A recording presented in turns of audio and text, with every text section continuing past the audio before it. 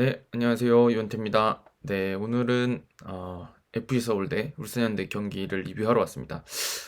저는 좀 재밌게 본 경기였는데 마지막에 모든 그 실수 한 번이 모든 이슈를 잡아먹게 될 것 같다는 생각이 좀 드는 경기였습니다. 그래서 결과적으로 울산현대가 2대1로 승리를 거뒀는데 개인적으로는 서울이 경기를 잘했다고 생각하거든요. 근데 그 마지막 한 번의 실수가 조금 크게 다가왔던 것 같습니다. 그래서 울산 팬들은 되게 기분이 좋으셨을 것 같고 약간 보너스를 얻은 느낌이 좀 드시지 않았을까라는 생각이 들고 서울 팬들께서는 이거 다 잘해놓고 마지막에 그게 뭐야 말도 안 되는 거래 이렇게 하지 이런 생각을 하시지 않았을까라는 생각이 듭니다. 예, 그래서 뭐안 좋은 얘기부터 하자면 나오지 말아야 할 장면이었다, 나오지 말아야 될 장면이었다라고 한다 그러면 뭐 더 드릴 말씀이 없는 것 같아요. 그거면 정말 다 모든 이야기가 되는 것 같습니다. 저도 예측을 잘 못했고 그다음에 뭐 저도 부천에서 경기를 많이 봤기 때문에 최철원 선수가 어떤 선수인지 알고 있는데 사실은 그런 실수를 하는 유형의 선수는 아니었다고 생각했는데 그때 무슨 뭐에 그러니까 언제나 실수가 나올 때는 뭐에 씌인 것처럼 그렇게 일이 벌어지잖아요. 근데 사실은 어려운 상황도 아니었고 그냥 뻥 차도 되는 상황이었고 애초에 그 뭐 마틴 아담 선수가 아마 던져줬던 걸로 기억하는데 스로인을 한 상황이었고 그거를 우리 선수가 돌려줬는데 손으로 잡는 것 자체도 사실 이해가 안 되고 그게 안 됐다 그러면 공을 잡고 따질 때도 공을 잡고 따졌어야 되는 상황이잖아요. 근데 이제 그거를 너무 쉽게 공을 내주면서 그냥 골을 헌납하고 말았습니다. 이거는 제 생각에는 최철원 선수도 집에 가서 아마 잠을 며칠 동안 잘 못 잘 것이고 하겠지만 그렇지만 이거는 누구의 잘못도 아닌 그 정말 최철원 선수 잘못이라고밖에 말할 수가 없는 상황이었고 팬들은 정말 열불이 터지는 상황이지 않을까라는 생각이 듭니다. 뭐 개인적으로 제가 그렇다 그래서 이 선수가 뭐 어떻다 이렇게 막까지 말씀드리고 싶진 않지만 보지 않고 싶고 저도 그냥 제3자야 제3의 이제 팀을 응원하는 사람으로서 보고 싶지 않고 축구에서는 사실은 다른 걸로 좀 승패가 갈리는 거를 더 보고 싶었던 경기가 아니었나라는 생각이 듭니다. 그래서 앞으로 이제 안익수 감독님이 너무 화가 나셔서 이거는 약간 뭐 어떤 선수 기용에 변화를 준다 그래도 본인도 할 말이 없지 않겠냐라는 생각이 들 정도인데 좀 지켜봐야 될 것 같고 서울 팬들께는 조금 위로의 말씀을 좀 드리고 싶습니다. 네, 이거 뭐 결과에 대해서는 그렇지만 저는 항상 결과에 대해서도 이야기를 하지만 과정에 대해서 얘기를 또 하는 사람이기 때문에 이번 경기 저는 좀 재밌게 봤거든요. 그래서 그 얘기를 조금 드리려고 그래요. 전반전에 총평을 드리면 좀 지지부진했다 이런 느낌을 많이 받으셨을 거고 저도 이제 경기 보면서 친구들하고 얘기도 하고 하면서 보는데 다들 분위기가 조금 잠잠했다. 뭔가 지지부진하고 뭔가 공격도 잘 안 풀리고 재미없었다라고 하시는데 저는 그렇지 않았거든요. 저는 그렇지 않았기 때문에 이제 제가 봤던 것들을 조금 설명을 드릴게요. 근데 그건 그 어떤 지지부진했다라고 설명하시는 분들의 이야기가 저는 이해가 돼요. 이해가 되는데 저는 재밌었거든요. 그래서 그 얘기를 좀 드려볼게요. 자, 일단 이번 경기에서 그 지지부진하게 느껴졌던 이유 있잖아요. 경기가 뭐지 왜 이렇게 뭐야 왜 울산도 잘한다며 왜 공격을 이렇게 좀 못하지? 이런 느낌이 드셨을 거고 그다음에 서울도 공격적으로 한다더니 왜 뭐 아닉스 감독 지난 시즌에는 그렇게 뭐 자꾸 공격적으로 하지 말자고 해도 공격적으로 해가지고 욕을 먹더니 이번 경기 왜 이렇게 소극적으로 나와 이렇게 말씀을 하실 수가 있어요. 근데 저는 그 둘 다 맞는 말이긴 한데 저는 그게 이제 서울 쪽에서 조금 잘했다는 평가를 하고 싶은 겁니다. 울산이 사실은 이번 뭐 시즌 초에 제가 2라운드 경기 못 봤지만 힘겹게 이긴 걸로 들었거든요. 그러니까 경기력 자체가 아주 막 최고조에 올라와 있지는 않다는 게 일단 어떤 걸 감안해야 될, 고려해야 될 요소라는 생각은 드는데 저는 이번 경기에서 전반전이 답답했던 이유는 서울이 울산을 수비를 잘했기 때문입니다. 근데 그 얘기를 좀 드려야 될 것 같은데 이번 경기에서도 그렇고 울산이 상대가 포백을 설 때는 잘 구사하는 전술이 그 변형 스리백 형태를 세우면서 김태환 선수를 특히나 공격적으로 많이 쓰고 싶어해요. 그거 아시죠? 그러니까 여기 왜 그러냐면 제가 여러 번 말씀드리지만 이 포백이 이렇게 좁게 서는 사사이나 이런 식으로 선 팀들은 대체로 이렇게 서지만 뭐 그림 좀 그려볼까요? 좌우 간격이 여기 사이에 들어온다고 쳐봅시다. 여기 서게 되는데 이만큼 서게 되는데 공이 이쪽으로 가게 되면 자연스럽게 전부 다 이동한다 그랬잖아요. 그래서 이제 여기 뭐 이 선수가 여기까지 오고 이 선수가 여기까지 오고 이 선수가 여기 오고 여기 오고 이렇게 당겨지게 된다고요. 사실 윙이 되면 그죠? 근데 여기를 이렇게 들어오게 되면 여기가 좁아지니까 수비가 된단 말이죠. 근데 자연스럽게 공이 이렇게 되면 팀 전체적으로 다 일로 이동해요. 좌우로 움직이면서 수비 간격을 유지하게 돼 있단 말이에요. 근데 이거를 지금 울산이 깨기 위해서 보통 어떻게 하냐면 본인들 후방에서 공을 돌리면서 예를 들면 박용우 선수가 일로 빠지는 거죠. 그러면서 여기를 이렇게 넓게 서버리고 여기를 엄원상이 들어오고 여기를 김태환 선수가 올라오면서 여기 있는 지금 이제 서울로 치면 이태석 선수 자리죠. 이태석 선수 자리를 이제 골치 아프게 하는 겁니다. 사실은 여기 숫자가 이렇게 5명이 붙어버리면 숫자 싸움이 안 돼요. 사실은. 아이고 잘못 눌렀네요. 자, 여기가 이렇게 5명이 순간적으로 되면 숫자 싸움이 안 된다는 얘기거든요. 여기 뭐 주민규 선수가 여기 있고 여기 엄원상 선수가 있고 여기는 원래 뒤에 있었지만 여기 바코가 이렇게 있었는데 바코가 반대쪽에 기다리고 있는데 뭐 이쪽에서 그러니까 원래 밸런스 잡아봅시다. 자, 요 밸런스 그냥 원래 밸런스를 잡았어요. 근데 여기서 보통 뭐 김영건 선수가 되겠죠. 김영건 선수가 공 잡았는데 여기서 김태현 선수가 슬금슬금 올라와서 이 자리를 딱 서버리면 이 4명한테는 되게 까다로운 상황이 되는 거예요. 왜냐면 일단 4대4예요. 그죠? 공격진에 4대4. 김태현 선수가 올라오면 4대4가 되고 그 다음에 여기를 뭐 이제 에사카타루라던가 아니면 뭐 이제 후반전에는 뭐 이청용이라던가 이런 선수들이 여기 올라와서 숫자를 하나 딱 늘려버리면 여기 5명이 되거든요. 그래서 이걸 어떻게 울산이 많이 그 공격을 많이 했냐면 이걸 단번에 여기 넘깁니다. 그 아시죠? 뭔지. 그 김영건 선수가 때려주는 패스들이나 정승현 선수도 이거 잘하고 이렇게 넘겨주면 한 명씩 불려 나가서 여기가 이제 간격이 벌어지고 이 뒤까지 비워버리거든요. 사실은 순간적으로. 그러니까 이게 요거를 잘 제어하는 게 울산의 공격을 잘 제어해야 되는 팀들의 어떤 숙명입니다. 근데 이게 제가 자주 말씀드리지만 이게 유럽에서도 좋은 팀들이 쓰는 전술이에요. 맨시티라던가 리버풀 최근에 리버풀이 좀 안 좋죠. 맨시티 같은 팀들이나 이렇게 예전에 바이에른 뮌헨이라던가 이런 팀들이 전형적으로 주도권 잡고 두드려 패는 걸 좋아하는 팀들이 이런 걸 잘 씁니다. 최근에는. 근데 요거를 막기 위해서는 어떻게 하면 되냐? 여기를 이태석이 김태현 선수를 잡는 거를 줄여주면 돼요. 그 횟수를 어떻게 줄이냐? 여기다 이렇게 붙여놓고요. 아까 밸런스 똑같이 잡았는데 여기를 임상엽이 잡아주면 돼요. 이렇게 해주면 이쪽에서 나오는 넘어오는 패스를 제어할 수가 있으니까 여기다 때려주지를 못하겠죠. 근데 이거를 전반전에 임상엽 선수가 상당히 많은 빈도로 했습니다. 그래서 경기 중에 전반전 경기를 한번 다시 돌려보시면 거의 수비가 뒤 5명이고 미드필더가 2명이고 나상호 선수는 오른쪽하고 이쪽을 다 왔다 갔다 하고 여기에 투톱이 압박을 해서 마치 5-3-2 형태인 것처럼 돼 있어요. 근데 이제 여기는 수비는 좋아요. 이렇게 하면은. 근데 문제가 뭐냐? 공격할 때 숫자가 부족해요. 왼쪽 공격이 전반전에 임상엽 선수가 거의 안 보였거든요. 그죠? 나상호 선수나 뭐 황의조 선수 쪽에서는 좀 보였지만 이쪽에선 거의 안 보였어요. 왜냐면 공을 잡아줄 수가 없는 게 김태현 선수를 같이 수비를 해주고 여기 계속 견제를 하면서 그 공격을 같이 신경 쓰다 보니까 공격적으로 위치해서 숫자가 부족해지는 형태가 나오게 되는 거죠. 그러면 이제 공격이 어떻게 되냐면 울산은 본인들이 원하는 공격 형태를 쓰고 싶은데 김태현 선수 쪽을 자꾸 잘 막으니까 볼이 잘 안 돌아요. 그러다가 이제 여기서 황의조랑 일루첸코가 순간적으로 압박을 들어오게 되니까 이걸 뒤로 돌리게 되고 여기서 이제 미스들이 한두 번 나왔잖아요. 울산도. 그렇게 하면서 서울은 어떻게 보면 우리가 잘하는 걸 먼저 하는 것보다도 상대를 잘하는 걸 먼저 제어하자 쪽에 그 방점이 찍혀 있다 보니까 몇 번 이제 압박에서 오히려 기회를 만들어낼 뿐이지 본인들이 주도하면서 사실 임상엽 선수 쪽에서 득점 찬스를 많이 만들지 못했습니다. 그래서 제가 여기 적어놓은 게 22분 30초라고도 적어놨고요. 29분이라고도 적어놨는데 황의조 선수 압박해가지고 나오는 슈팅 이런 압박에서 주로 이제 간헐적으로 슈팅이 나오는 게 많았고 울산은 점유율은 잡고 있는 것 같은데 공격이 잘 안 되는 형태들이 나오게 됐죠. 근데 이제 그러면 이렇게 생각하실 수 있어요.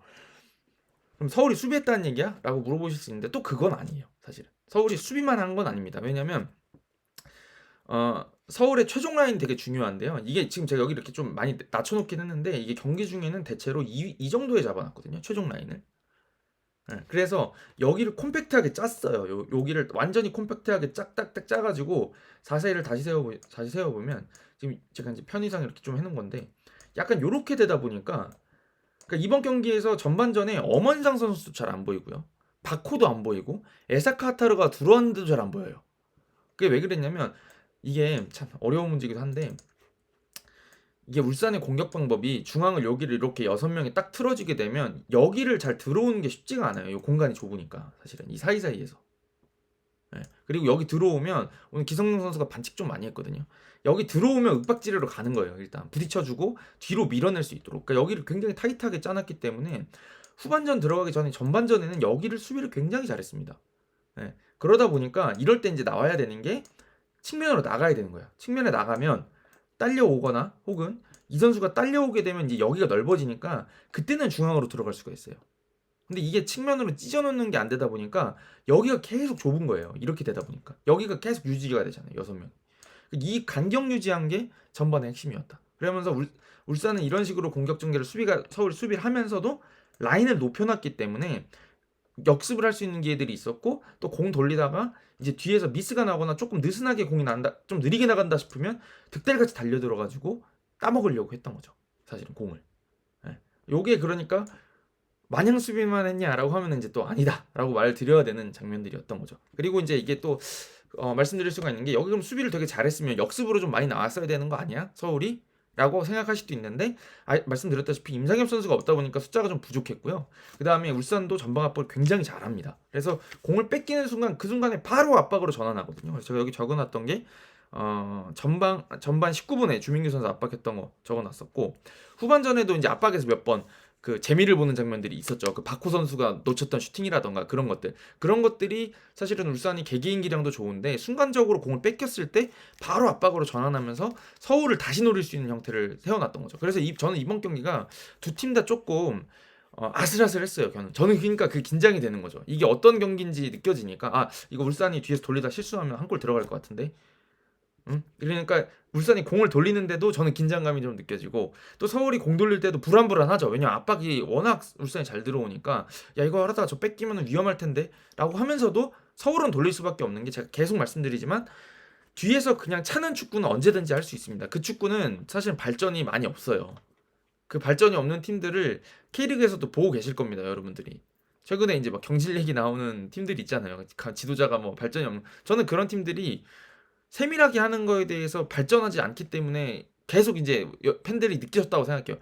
이거는 시간 준다고 되는 게 아니구나라는 생각을 하셨을 거라는 생각이 들거든요. 근데 오늘 어찌됐든 전반전에 초반에는 울산이 강하게도 밀어붙이긴 했지만 전반 중반부터 기성용 팔로세비치 선수나 이렇게 공을 돌리면서 어느 정도 울산이 압박을 풀어나오기 시작하니까 나오는 장면들이 있었거든요. 제가 적어놓은 장면이 35분 40초라고 적어놨는데 이게 아마 그 장면이었 27분 10초 요 장면이었던 것 같아요. 그 압박을 들어오는 장면을 시작해서 반대편으로 왼쪽 측면으로 전개해서 이게 이쪽에서 다시 풀려 나오는 장면이 있었거든요. 슈팅까지 나왔던 걸로 기억을 하는데 이런 장면을 아마 잘 보시면은 그래도 볼을 돌릴 줄 알아야 돼.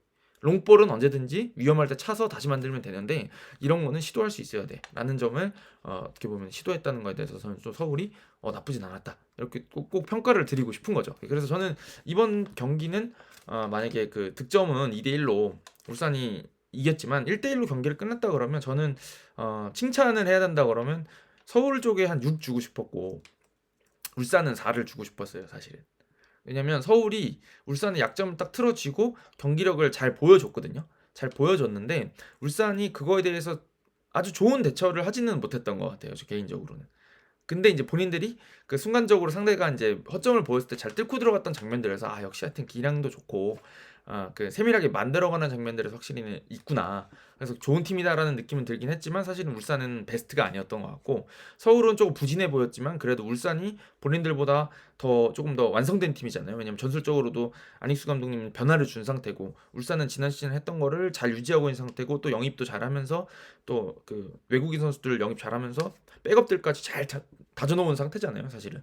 그래서 저는 울산이 조금 더 잘했어야 되는 경기였는데 오늘은 서울이 잘했다고 생각했거든요. 그래서 6대4 정도 주고 싶었는데 사실은 이제 마지막에 실수가 나오면서 울산은 완전히 기분 좋은 경기가 됐고 서울 팬들은 정말 속이 상해서 그냥 마치 막 한 5대0으로 진 것보다 더 열이 받는 0대5로 진 것보다 더 열이 받는 그런 경기가 아니었나 라는 평가를 좀 드리고 싶습니다. 그래서 저는 내용 자체로는 서울이 괜찮았다, 잘했다. 그리고 교체도 괜찮았던 거다고 생각하는 게 뭐냐면 제가 말씀드렸던 것처럼 이쪽에 이제 수비 부담이 크다 보니까 체력 소모가 커지고 전방 압박을 같이 시도하다 보니까 체력이 빠지거든요. 그런 거를 적절하게 이제 박수일도 잘 뛰고 윌리안도 힘이 있을 때는 잘하고 박동진이라던가 뭐 이런 선수들 넣으면서 적당히 이제 그런 선수들의 그 체력을 유지하면서도 공격할 수 있는 방안들을 찾기 위해서 노력을 했다고 생각하고 괜찮았다고 생각을 하거든요. 근데 이제 이게 결과가 모든 게 다 좀 망쳐버린 결과가 아니었나 라는 생각이 들었습니다. 그래서 저는 되게 재밌게 봤어요, 이번 경기를. 아슬아슬해서. 네, 그래서 그리고 득점 장면 또 좀 말씀드려야 되겠죠. 그 득점 장면 같은 경우도 저는 이제 그 후반전 변화에 대해서 뭔가 바뀌었다고 생각이 드는데, 제가 이제 사실은 친구들하고 그 카톡방에다가 제가 그렇게 써놨어요.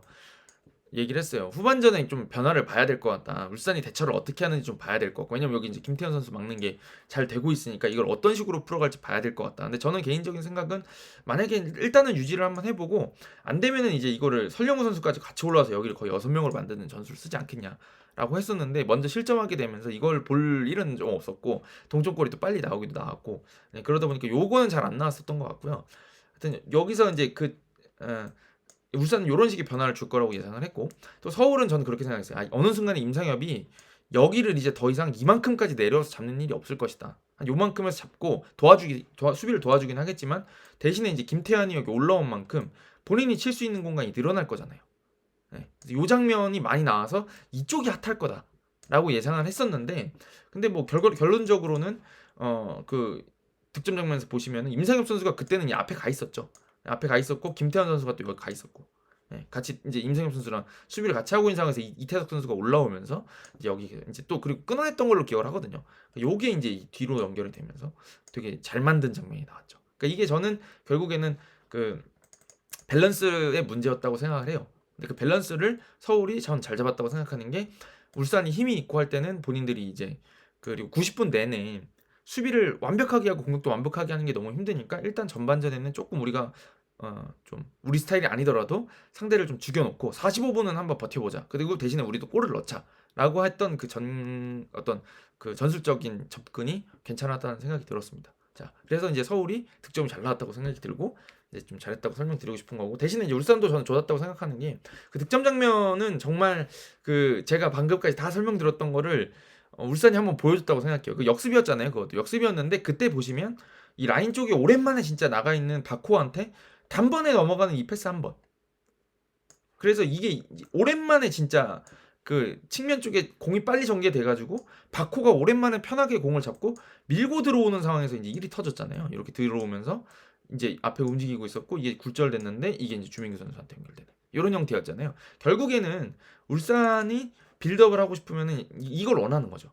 측면으로 이렇게 와서 여기를 채워가지고 이렇게 만들어주지 못하게, 이렇게 5명이 커버를 치지 못하게, 혹은 여기를 미드필더가 따라가서 여기 숫자를 맞추지 못하게 해주는 게 되게 중요했던 거죠, 사실은. 근데 이게 순간적으로 역습 상황에서 이렇게 전개가 딱 되다 보니까, 여기 1대1에서 바코가 그냥 뭐 칠구 들어오면 이제 뭐 밀고 들어오는 거는 다 막기가 쉽지가 않으니까, 이렇게 이동하면서 이제 여기서 일이 다 터지는 거예요. 이때는 중앙이 넓어졌다는 거죠. 그때 그 순간에는 순간적으로 깨졌었다, 수비 조직이. 네, 근데 그걸 울산이 안 놓치고, 물론 약간의 굴절의 행운이 있었지만, 네, 그런 것들이 저는 좋았다는 생각이 듭니다. 역시 울산은 찬스가 왔을 때 포착할 수 있는 능력을 가지고 있는 팀이다. 네. 그래서 저는 두 팀 다 괜찮은 경기를 했다는 생각이 들고, 근데 대신에 이제 서울이 좀 전력에 비해서 전력 차가 좀 있으니까, 제 생각에는 근데 더 잘했던 경기가 아니었나. 하지만 네, 아쉬움이 남는 경기였다라는 생각이 듭니다. 자, 그래서 저는 뭐 총평을 드리자면, 울산은 조금 원래 하던 거를 계속 하고 있으니까 선수들 개개인이 좀 컨디션이 더 올라와야 될 것 같고, 사실은 이제는 그 다른 팀들도 아는 것 같아요. 울산이 공을 돌리게 두면, 후방에서라도 공을 돌리게 두면 안 된다는 걸 알고 수비수들도 괴롭히기 시작했어요. 전방 압박을 같이 시도하면서. 그래서 이제 제가 보기에는 조금 더 거기서 풀어나올 수 있기 위해서는 템포를 좀 더 올려야 되고, 이제 아기자기한 면들이 좀 더 있어야 되지 않겠냐라는 생각이 드는데, 물론 이제 이청용 선수가 들어오니까 확실히 풀리고, 후반이 되면 상대편들이 힘이 떨어지는 게 있기 때문에 지금의 스타일을 유지하는 것도 상당히 좋겠지만, 이제 조금 더 다이나믹한 경기들을 할 필요가 있지 않겠냐 라는 생각이 좀 들었습니다. 근데 이제 뭐 틀은 좋아요. 큰 틀 좋기 때문에 크게 이렇게 불안감을 가지실 필요는 없을 것 같고요.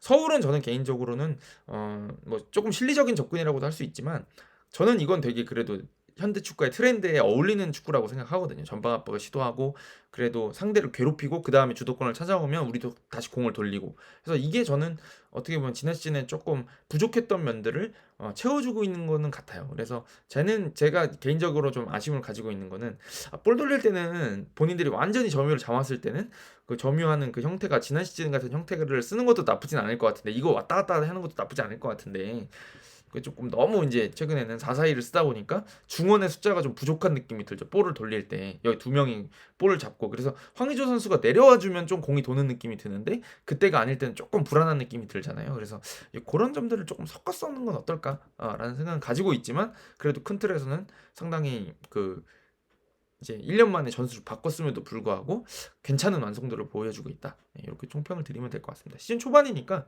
두 팀 다 조금 더 지켜보시면 어떨까라는 생각이 들었습니다. 자, 가볼까요? 가보겠습니다. 네, 다음 주에 또 오늘 제가 지금 전북하고 광주 경기를 보고 있어서 곧 리뷰를 한번 더 하나 더 해보도록 하겠습니다. 가보겠습니다, 여러분. 감사합니다.